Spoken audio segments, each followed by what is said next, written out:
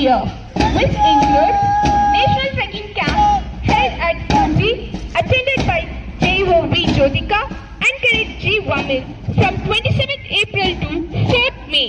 A national level camp, Ek Bharat Shresth Bharat, held at Guntur, attended by JOB Shravani, JOD Venkatavamsi, JOK Kamlesh, Cadet P. Karthik and Cadet S. Lokesh from 15th June to 26th June.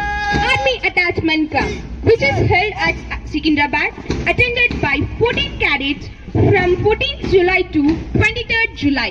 SSP Camp, which is going on at Secunderabad, has been attended by the selected cadets Cadet M. Lohita Reddy, Cadet M.S. Vasundhara, Cadet P. Karthik, Cadet S. Lokesh from 7 August to 16 August.